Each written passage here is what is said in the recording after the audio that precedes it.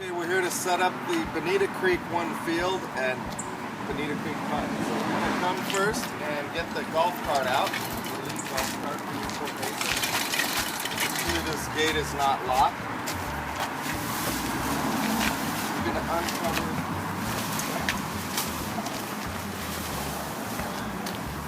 Sometimes there's water on top of this, so you got to be careful if there's a rainfall. And then also, what should be in here basically is just the screen. We'll pick up the rest.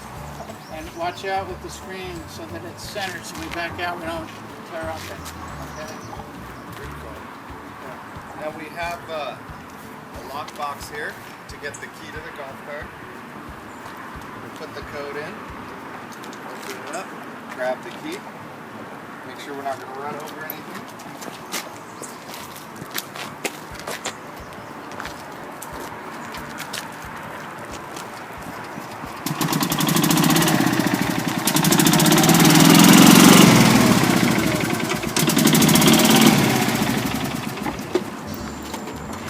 Pull the cart up in front of the container.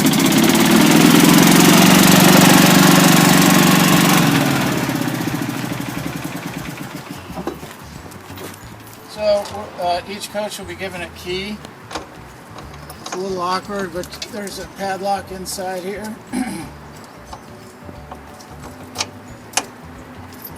And once you unlock that, pull the key out and then manipulate it. I usually leave it on top.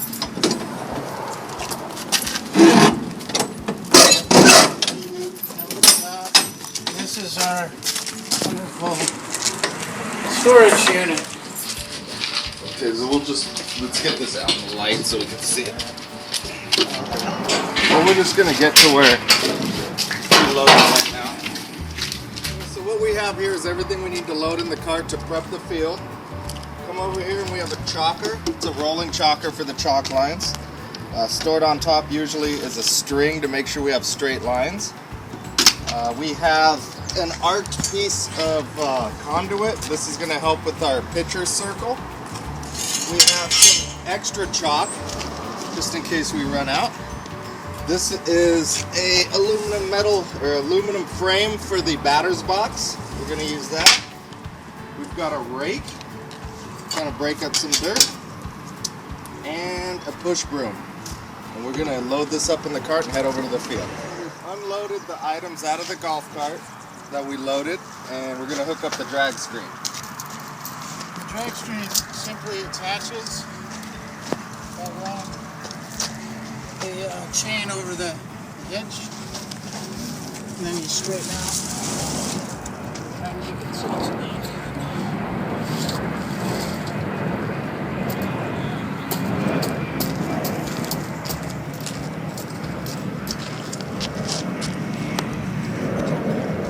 start dragging the field with dirt only. We got to avoid bases and grass. He's going to start from the center, and he's going to circle around and work his way out. That way there's no tire marks at the end as he pulls out. So he's going to start in the middle and try not to get dizzy and just keep going further and further out until we get the whole field of dirt. You got to really be careful not to run over bases. Right now we don't have a second or first basin because the city's doing maintenance, but we do have a third base, and we want to slow down when it gets over to there. Okay, as he's getting close to the edge of the grass, we want to be very careful. He's slowing down. We don't want to drag the actual grass because that can damage it, kill it, and make it to where it doesn't look good. So very careful around the edges. So again, as we get to the edge of the turf or grass, because one of the fields is grass, one's turf, we got to be very careful. On the turf field, let's even leave a foot to a foot and a half, the drag away a foot and a half from the turf, because if we drag it and rip it, the league has to pay for it and the city's not going to be happy. So be extra careful on the turf field on Bonita Creek too. Areas that the drag could not reach because of the bases, we have the rake. So the rake's going to help us rake up that dirt.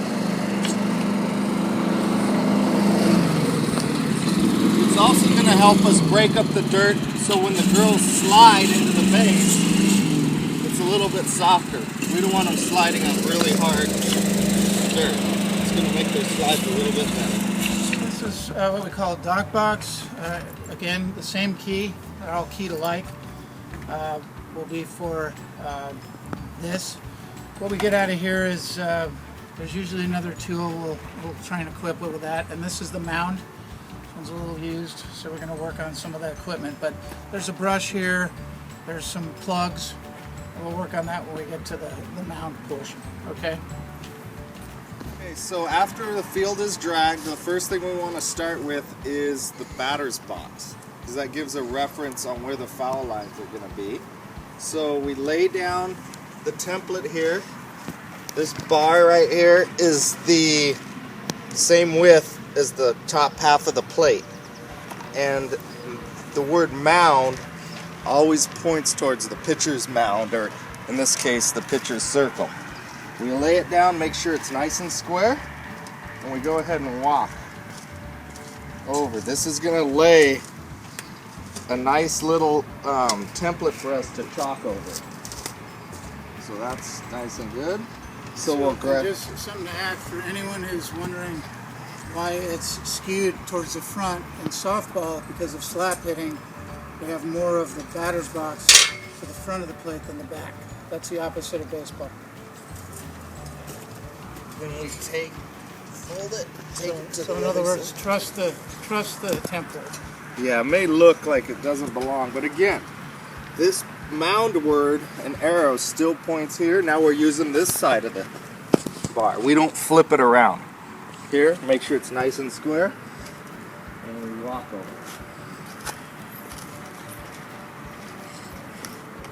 Okay.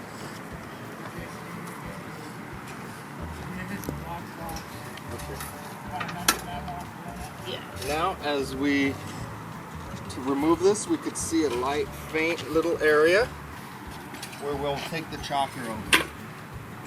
Okay, so now that we have the template laid out for the batter's box, we're going to go ahead and take the chalker.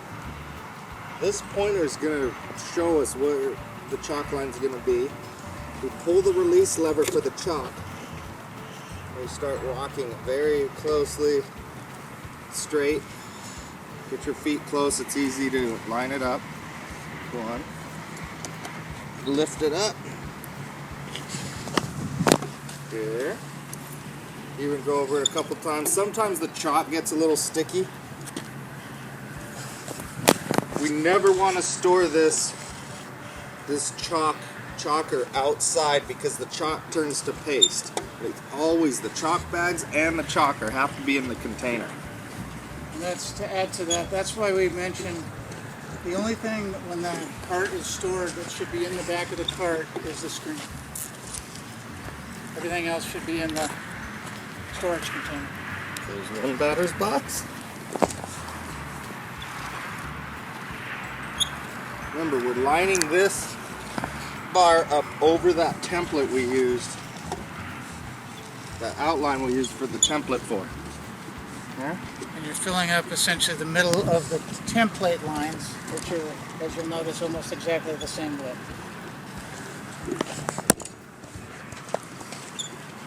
Do not try to freehand it. I know it looks like you can do it, but I've tried it. It doesn't work. Not to mention the baselines will not end up right. The field, as everyone probably knows, starts at the back point of the plate. So we put the line starting there, okay? And if you'll see, as we go down the line, we're not going to be at the corner. We're going to probably be somewhere here, okay? And I'm going to go back to third base and do a straight line.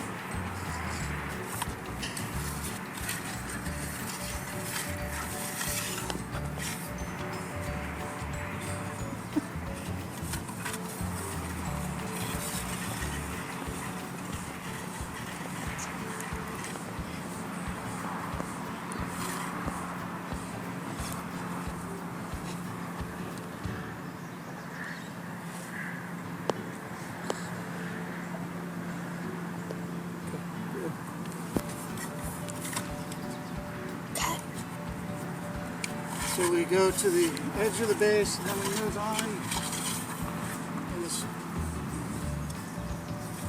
straight line.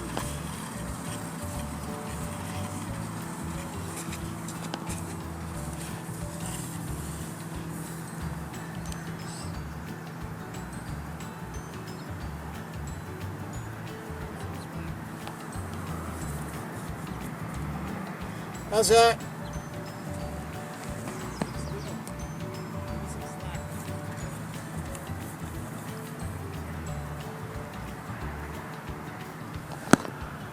Okay, and when you can, you try and find the outfield line and hit the middle of that, which I've done here. It'll be more prominent later. So now Jason is going to go ahead and watch. Jason's going to chalk so you can follow him over, or get a wide view from where third base is.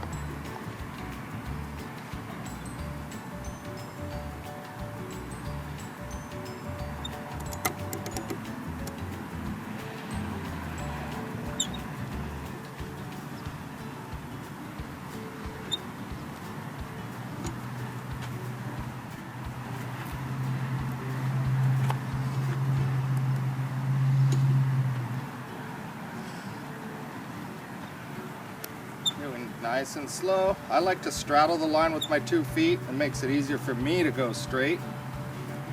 We don't want to step on the chalk line if possible. And we go right over. We take this pointer right over the string.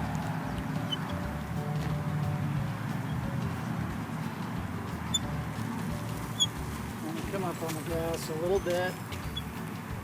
That gives it plenty of reference for next time, as well as for the outfielder, umpires and outfielders. Good. So now what we can do, if we were going to do the first base line, we'd stand up with it,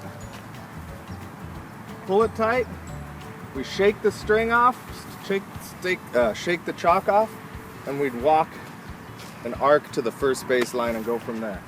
The batter's box does not have the line into it. We started at the edge of the batter's box and brought the foul line all the way there. Place the pitching rubber now. For this video, we're going to put it at 30 feet, which is 8U distance. You measure from the rear tip of home plate.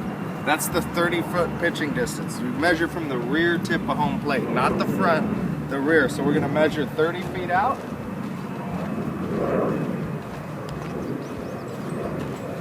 We're going to feel around with the dig out tool that was in the bucket, and we find our plugs here. Find them here. And we hope to eventually have visible plugs, correct, Jason? Yes, that's the plan. So if we can, we'll get visible plugs here, meaning you'll see where they are and it'll cut down on time. That's what this dig out tool is, the same width as the recessed hole. We come here.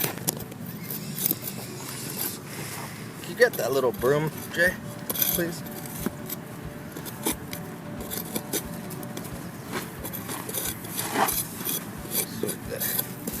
Get that out.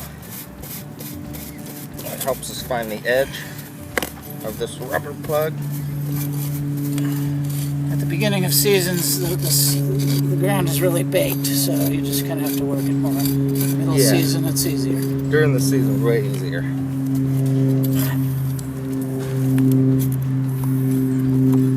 There we go. So we want to get this dirt out. Even the dirt in the middle, we kind of want to clear so the pitching rubber can see. And we dig the dirt out of these square holes. Clear a little bit of the dirt so it's nice and even. Jay's gonna grab the pitching rubber here.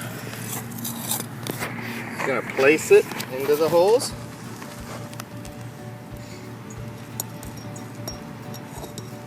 This This one looks like it's seen better days.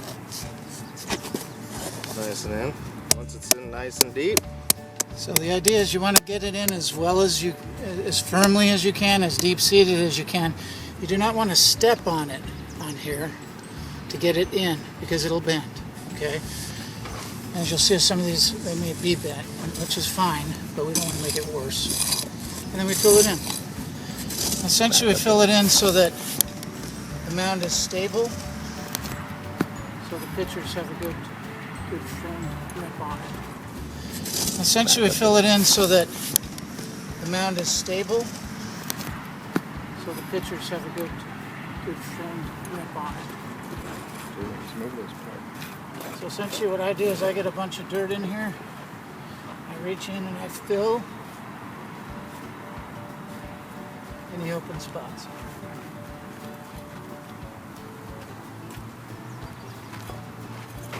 Once you've done that on each side, then you can clean it up. And then we'll get on to the pitchers.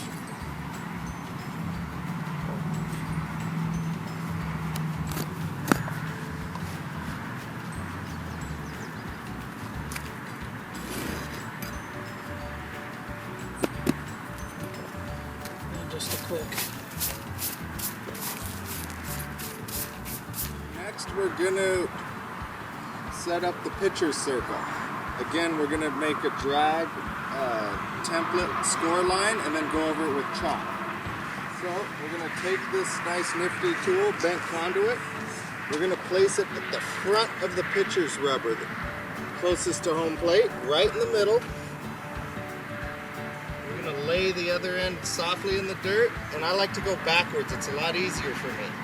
I keep this point stationary, and I drag this point backwards. To me, it's easier to go backwards. Even laying it down a little easier. You can feel it in your hamstrings too. It's a good stretch. There we go. We have our score line. Leave it on 1 second. So just so you guys know, in case that tool goes disappearing and we're in a bind, this is 15 feet in diameter, 7.5 feet, so you can approximate that if you have to, okay? We've had to do that before. It's not a huge deal if it's off of it. Obviously use that if you have it, if not, you know the distance. Okay, now we're gonna chalk the line. I like to start at the back of the circle, furthest away from the stand so they don't see where it overlaps. So we're going to start at the back and pull the chalk opener. We're lining this post up with the score line. We're going to walk nice and slowly. Follow that score line with the post. There's no rush unless we got a game coming up. But we just focus and concentrate. From a distance, it's going to look round. From up close, it may not. But now we have our pitcher's circle. Full step out, about 3 or so feet. Make a line down, enough to give you some room, usually about 3 steps. Then we come out and make a line fairly straight going out. The idea is to contain the coach. It hardly ever works. I usually coach from out here, but don't tell anyone that. All right, that's it. All right, go ahead, Jason. After we drag the field, we got to put the drag screen back in the cart, but we want to leave the dirt on the field. We don't want to take it into the cart or the container with us. So we unhook it, shake it out. It's always better as a team. All right. This thing can get really heavy, and especially if the dirt's left in. That's why we try and get as much out as we can. Here, I got some right here. Good. There may be a little bit of chunks, but it happens. It'll come out in the next drag. But that's good. This thing will. Watch your fingers. Then we roll it over twice, corner to corner. And just to, you still going?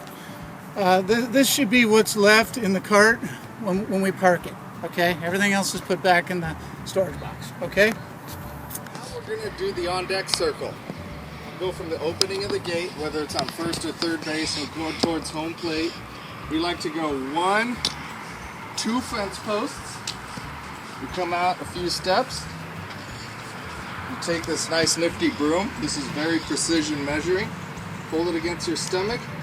I'm gonna stay stationary with my feet, but I'm going to make a nice circle, even, and score a line for the chalker. So we've got score line. We're gonna bring the chalker over. Remember, we're gonna align the post with the score line. Open the chalker.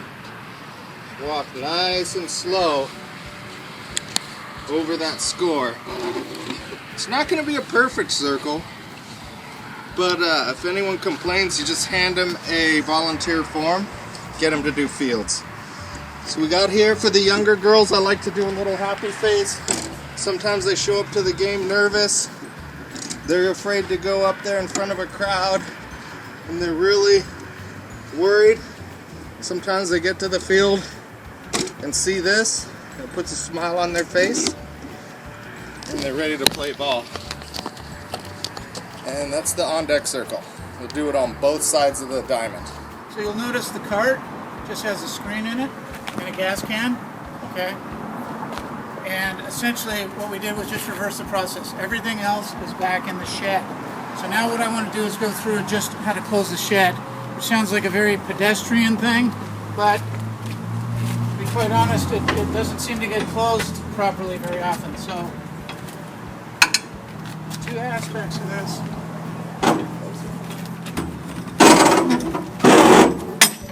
So the first one is a push latch.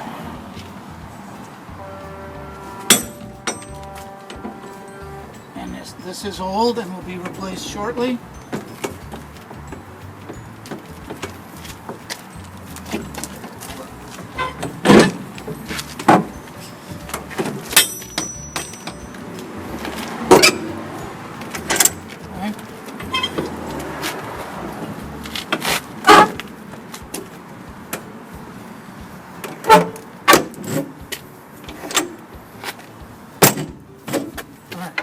And then all you gotta do is fill up in here, the opening. Smaller the hands, the better. And I always make sure I have my keys before I lock it. Done. Give the video a like. Good luck on prepping the field. Subscribe and good luck. Bye.